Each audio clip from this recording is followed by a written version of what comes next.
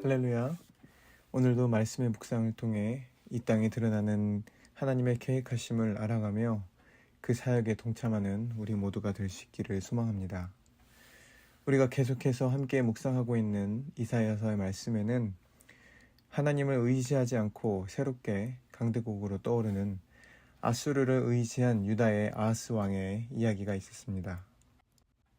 아람 왕 르신과 북이스라엘 왕 베가가 북쪽에서 새롭게 강대국으로 떠오르는 아수르를 견제하고자 동맹을 맺었고, 이에 남유다의 아하스 왕에게도 함께 동맹을 맺자는 제의가 있었겠지만, 아하스는 동맹을 맺어 아수르를 견제하는 대신 오히려 일찍부터 아수르를 의지하기로 결정합니다.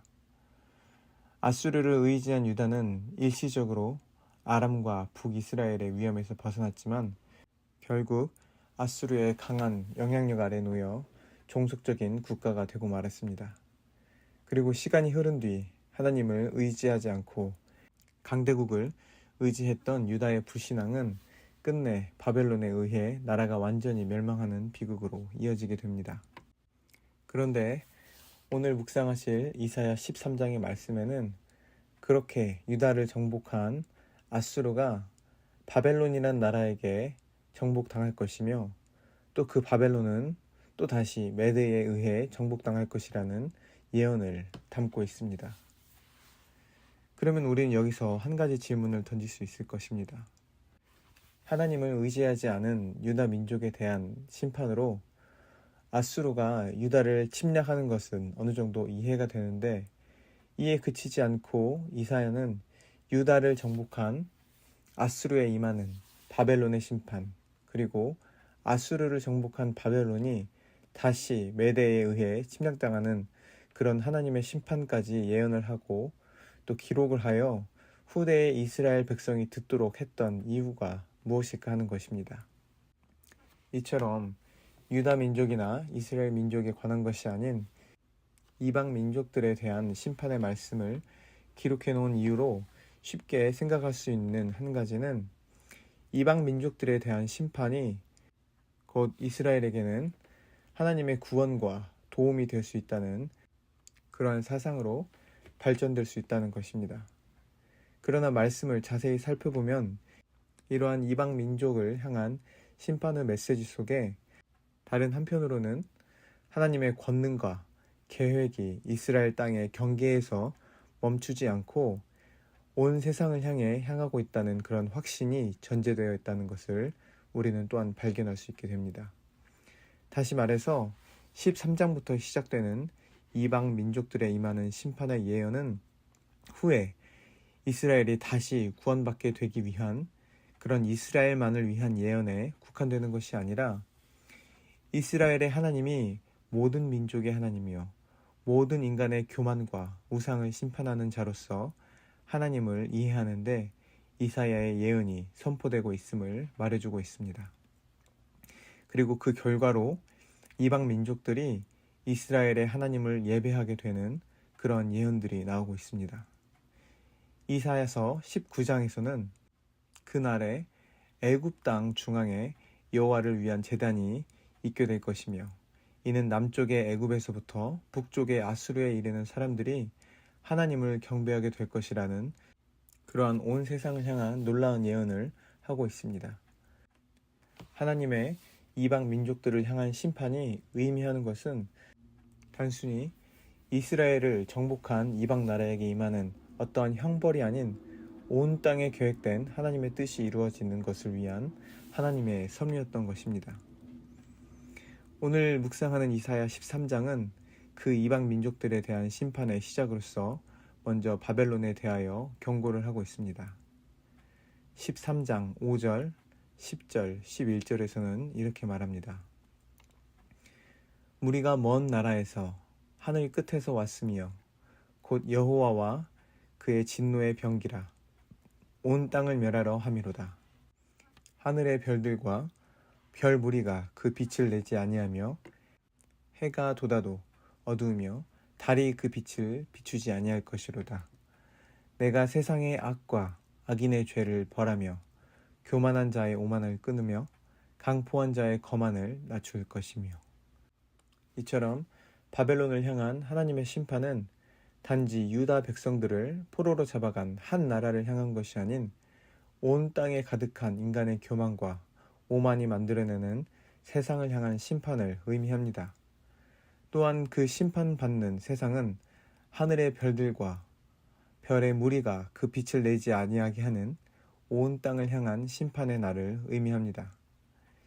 이방 민족들을 심판하시며 이스라엘을 구하시는 하나님의 구원의 손길은 단지 이스라엘만 구하는 것이 아닌 심판을 통한 온 땅의 구원을 의미하는 것임을 우리는 오늘 이사야가 전하는 그 예언의 한 부분을 통해 지켜보게 됩니다. 즉 하나님께서 열방을 심판하신다는 소식은 단순히 이스라엘 중심의 그런 한 민족의 승리를 뜻하는 것이 아니라 온 세계가 하나님의 정의와 공의 아래 다시 세워지는 그 하나님의 거대한 구원 역사의 한 부분으로서 우리에게 드러나고 있는 것입니다. 유다가 하나님을 의지하지 않고 강대국 아수르를 의지했을 때 하나님은 아수르가 유다를 오히려 침략하게 하십니다.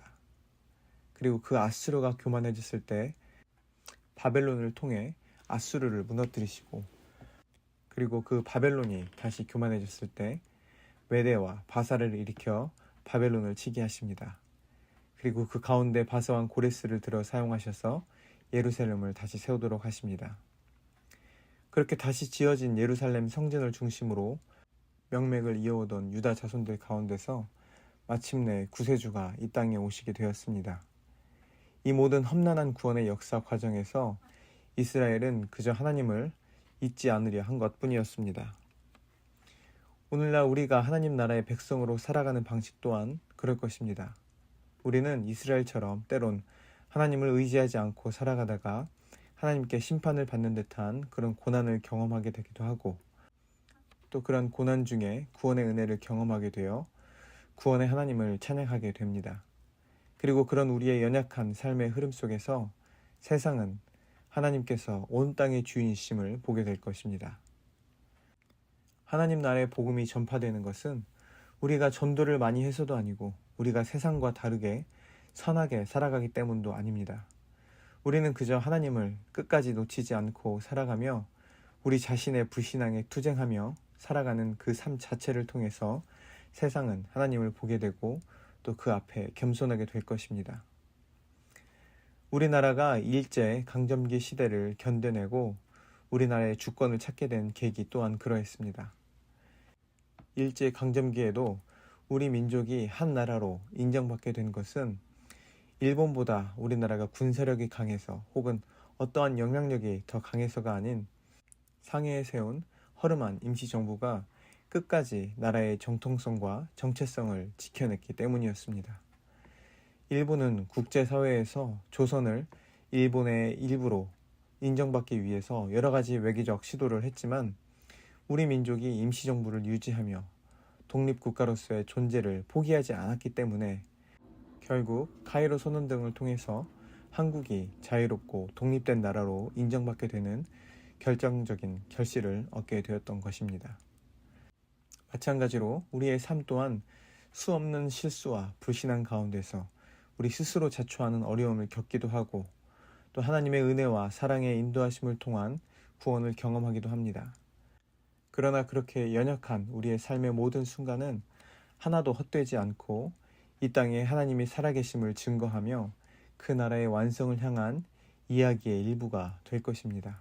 그리고 어쩌면 그렇게 하나님 나라의 백성으로서의 정체성을 유지하는 일은 우리나라의 독립투사들이 조국의 정체성을 잃지 않기 위해 치열하게 싸웠던 것처럼 그렇게 싸우는 힘겨운 것이 될 수도 있을 것입니다. 비록 그러한 싸움이 우리 자신의 연약함과 싸우는 일이 될 수도 있겠지만 그 모든 싸움은 결코 헛되지 않고 하나님 나라의 복음이 온 땅에 전파되는데 귀하게 사용되고 있을 것입니다. 우리가 꼭 기억해야 할 것은 우리나라의 독립운동은 결코 우리나라만을 위한 것이 아니었던 것입니다. 우리나라의 독립운동은 단순히 우리만의 역사적인 사건이 아니라 같은 시대에 많은 민족이 식민지 지배에서 벗어나기 위해 투쟁하던 그런 세계적 흐름 속에서도 중요한 하나의 사건으로 평가되고 있습니다. 3.1운동은 다른 지역의 반식민 운동가들에게 비폭력 저항을 통한 민족의식을 고취한 중요한 사례로 인식되었고, 세계 여러 곳에서 자유와 정의를 향한 투쟁이 이어지는데 귀중한 영감을 준 측면이 있음을 역사학자들이 평가하고 있습니다. 오늘날 우리의 신앙생활 또한 마찬가지로 그렇게 우리의 지역사회에 그리고 온 세상에 영향을 줄 수 있는 그런 정체성을 회복할 수 있는 역사 이야기의 한 부분이 될 수 있어야 할 것입니다. 우리는 단지 내 가정, 내 교회의 부흥과 성장만이 아닌 온 땅에 하나님 나라의 정체성이 선포되는 데 있어서 각자의 사명을 다하고 있어야 함을 기억해야 할 것입니다. 이러한 분명한 목적의식이 존재할 때 우리의 매일의 삶에 치열한 영적 전투는 하나님 나라의 이야기의 일부로서 우리를 주님과 같은 길을 걷게 해줄 열정, 즉 성령의 역사를 우리에게 경험하게 해줄 것입니다. 오늘도 말씀을 묵상하며 오늘 하루의 우리의 삶이 그렇게 하나님 나라 안에서 참된 의미와 기쁨을 찾아가는, 그래서 우리 마음에서 우러나는 진정한 찬양으로 오늘 하루를 올려드리는 귀한 하루가 되기를 소망합니다. 함께 기도하시겠습니다. 지금도 당신의 나라를 우리에게 허락하시기 위해 쉬지 않고 일하시는 하나님 아버지, 그 아버지의 놀라우신 역사 가운데 우리가 함께 동참할 수 있게 하시는 그 은혜에 감사드립니다. 지금은 비록 우리가 모든 것을 이해할 수 없을지라도 주님께서 우리에게 주실 그 아름다운 나라를 꿈꾸며 우리의 매일의 사소한 삶의 부분들이 주님의 나라 안에서 그 참된 의미를 회복하게 하시어 매 순간에 삶의 참된 의미와 진실을 회복하는 우리 모두 되게 하여 주옵소서. 그리하여 매일의 삶이 새로운 은혜와 찬양으로 넘쳐나게 하시어서 우리의 노력이 아닌 오직 성령의 힘으로 그 나라를 향해 한 걸음씩 담대히 걸어가는 우리 교회들 되게 하여 주옵소서. 지금도 살아계셔서 우리를 위해 일하고 계시는 신실하신 예수 그리스도의 이름으로 기도드립니다. 아멘.